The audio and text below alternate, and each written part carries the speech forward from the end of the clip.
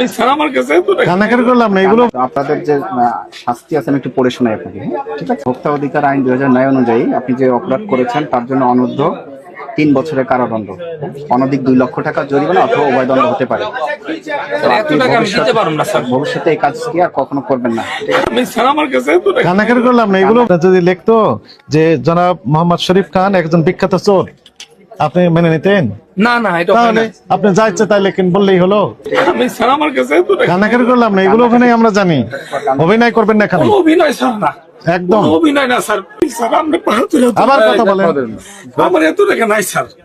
আমি লোন আমরা করে অপরাধ ব্যবসা করছি স্যার। আপনাকে শোনানো হয়েছে, আপনি এখনো সিদ্ধান্ত আমি হয়নি। হায়দ্রাবাদ থেকে আমি ও সমিতি উঠাইছি স্যার, উঠে আমি মাল উঠেছি। দেখেন আপনি স্বাক্ষর নেন, স্যার এমন করে না আমার প্রতি স্যার, আমি এত টাকার মালিক আপনি আমি। দেখছি, আমরা বিবেচনা করছি। ইম্পোর্টার, আপনার ট্রেড লাইসেন্স মতো নেই, আপনি কিসের ইম্পোর্টার? আমি বুঝলাম না স্যার। লিখে দিয়েছেন তো, কাজে কি স্যার, লেখা এটা যে আছে? ব্রিজে কার কোসে একটা লিখলে হইছে স্যার। আমি যেমন যে লেখেন এটা একটা যা মন চায় তাই লেখেন, এটি হলো বলেন। এত টাকার মালিক আমি না স্যার। সই করেন, এখন সই আমি করেন। সমিতি উঠে ব্যবসা দিছি স্যার। ঠিক আছে, দেখছি আমরা কি করবো। হ্যাঁ, এত টাকা না স্যার, আমার মাইরা আল্লাহ নেই, মাইরা জান গা, তাও এত টাকা চুরি করে করেন স্যার।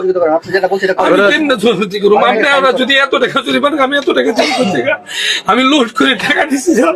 সই করেন এখানে। যখন নকল চুরি করলেন, আমি ভুল করছি স্যার।